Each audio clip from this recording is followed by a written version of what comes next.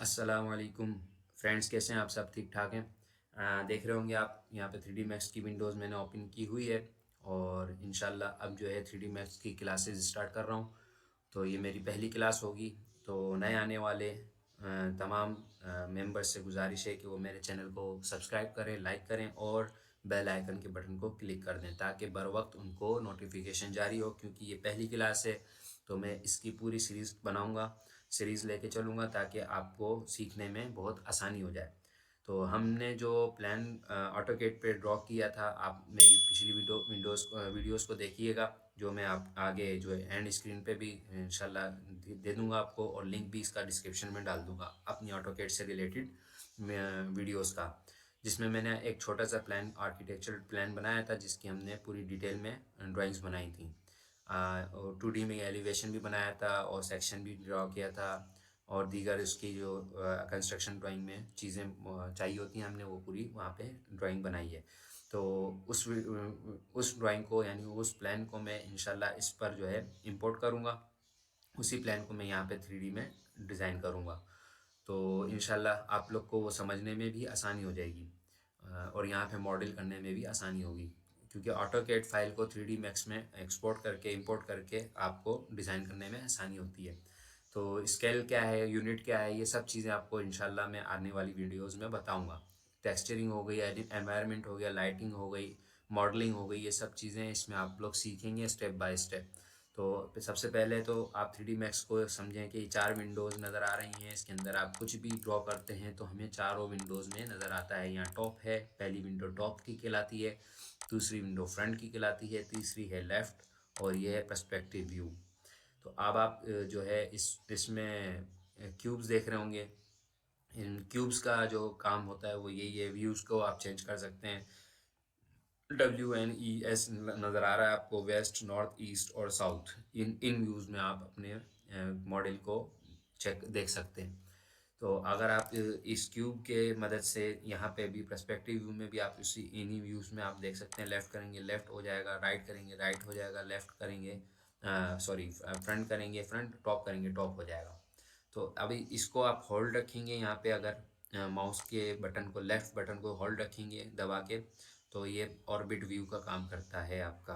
इसका शॉर्ट की क्या है कि ऑल्टर प्रेस करेंगे आप, होल्ड रखेंगे और माउस के बटन को भी, माउस के जो व्हील है आपका, उसको प्रेस रखेंगे तो ये ऑर्बिट का काम करेगा आपका। इसी तरह आप किसी भी विंडो को मैक्सिमाइज करना चाहते हैं तो मैक्सिमाइज के लिए ऑल्टर डब्ल्यू करेंगे, ये मैक्सिमाइज हो जाएगी। दोबारा ऑल्टर डब्ल्यू करेंगे, रिस्टोर हो जाती है। ऑल्टर डब्ल्यू से ये मैक्सिमाइज होने के बाद अब आप चाहते हैं टॉप व्यू में आप आ चुके हैं, सॉरी टॉप व्यू में आप आ गए हैं। टॉप व्यू के बाद आप जाना चाहते हैं फ्रंट पे, तो एफ का बटन प्रेस करेंगे तो ये फ्रंट व्यू पे लेके आ जाएगा।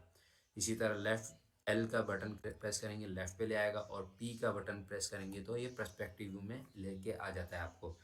तो ये इसका फंक्शन था इन चारों विंडोज़ का, और अभी जब हम काम करेंगे तो आपको और आसानी हो जाएगी समझने में। कुछ स्टैंडर्ड इसके फंक्शंस हैं, जैसे अनडू है, रीडू है, वगैरह वगैरह, और ये सिलेक्शंस हैं। अच्छा, कुछ आइटम जो मोस्टली इसमें यूज़ किए जाते हैं वो ये हैं। मूव है, रोटेट है, स्केल है, और ये टॉगल स्नैप हो गया, ये अलाइन हो गई, ये पैविट हो गई। ये मैक्सिमम ज़्यादातर जो है इस्तेमाल किए, मैक्सिमम क्या किए ही यही इस्तेमाल जाते हैं ज़्यादातर। तो ये मिरर हो गया, ये आपका लेयर्स का आ गया। लेयर्स का पैनल यहाँ पे अभी ऑफ है, ये ऑन हो गया। इसी तरह ये मुख्तलिफ यहाँ पे ये कर्व एडिटर जो है, मटेरियल है सॉरी, ये कर्व एडिटर ये रहा। मटेरियल आपका जो मटेरियल स्लॉट्स जो है, मटेरियल एडिटर, ये स्लॉट्स आपके पास आ जाती हैं क्लिक करने से। ये सेटअप है, रेंडर सेटअप, रेंडरिंग का सेटअप करने के लिए आपको यहाँ पे मिल जाता है। ये विंडो है रेंडर की। तो इसी के अंदर आप देखेंगे तो इस इन इन क्यूब्स को आप ऑफ करना चाहें तो इसका है ऑल्टर कंट्रोल वी, शॉर्ट की है। और आप अगर यहाँ पे देखेंगे व्यू में तो ये आपके पास नज़र आ रहा होगा ऑप्शन, इसको अनचेक करेंगे तो ये ऑफ हो जाएंगे, और इसको दोबारा से आप क्लिक करेंगे तो ये ऑन हो जाएंगे। इसी तरह अंडू का इसके अंदर जो है लिमिटेड है। अंडू 20 टाइम्स हैं, आप इसको मैक्सिमम 500 कर सकते हैं। अगर मैं 1000 लिखता हूँ तब भी ये 500 पर ही लेकर आएगा, क्योंकि इसकी लिमिट 500 ही रखी है इन लोगों ने। तो हमें अभी तो फ़िलहाल कुछ नहीं करना। तो ये थी थोड़ी बहुत इसकी, आपको मैंने इंटरफेस के बारे में बताया।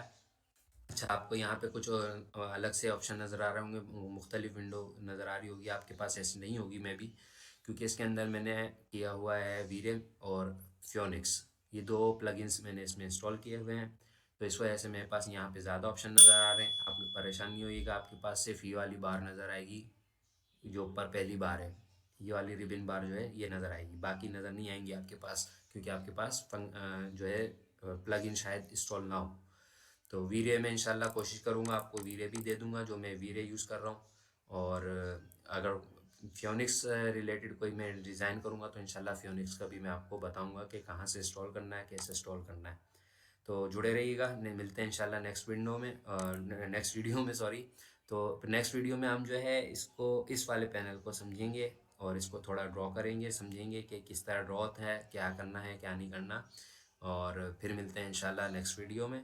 जुड़े रहिएगा, अपने चैनल को याद से सब्सक्राइब कर दीजिएगा और वीडियो अच्छी लगे तो लाइक ज़रूर कीजिएगा। अस्सलाम वालेकुम।